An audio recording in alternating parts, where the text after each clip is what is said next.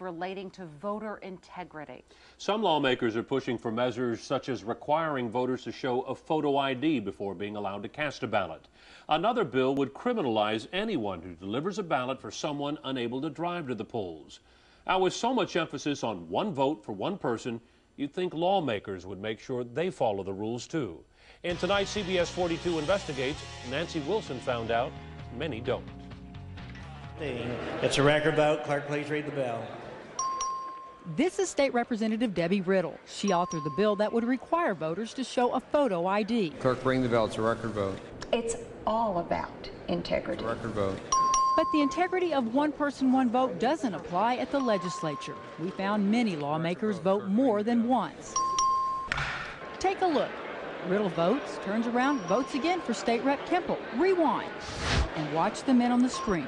Elkins goes to vote for Merritt, but Hancock is faster. Elkins heads back to his desk, but before he can vote, Joe Crabb turns around and beats him to it. There is so much going on during the vote on the HPV vaccine mandate, you really have to pay attention.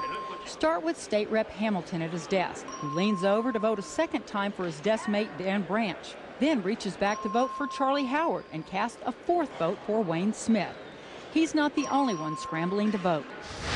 Rewind the video and take a look at the top of the screen. State Reps West and Phillips both lean over to vote for themselves and their desk mates.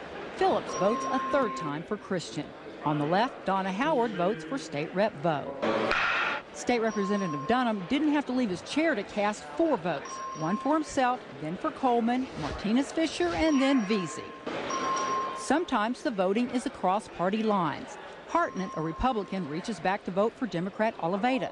Democrat Matt Reynolds votes for Republican England, and Republican John Davis votes for Democrat Noriega. Most voters have no way of knowing if their lawmakers are actually casting their own vote. Even though the legislature is broadcast on cable TV, the cameras change from this to this when it's time to vote. But if you're sitting on the third floor gallery, I certainly noticed that there appear to be far more votes on the tick board than there were people in the room.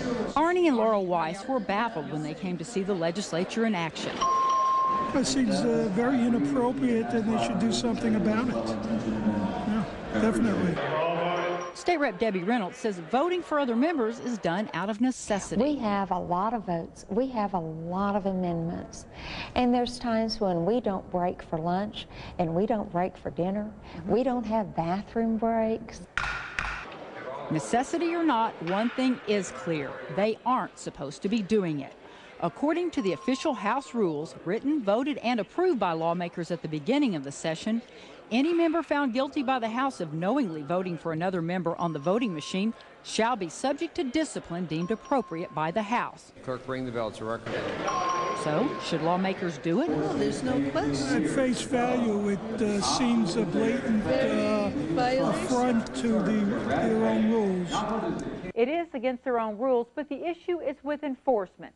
Now, it's the Speaker's job to make sure the rules are followed. He declined to talk to us on camera, but his spokesperson sent us a statement that basically says they leave it up to the House members.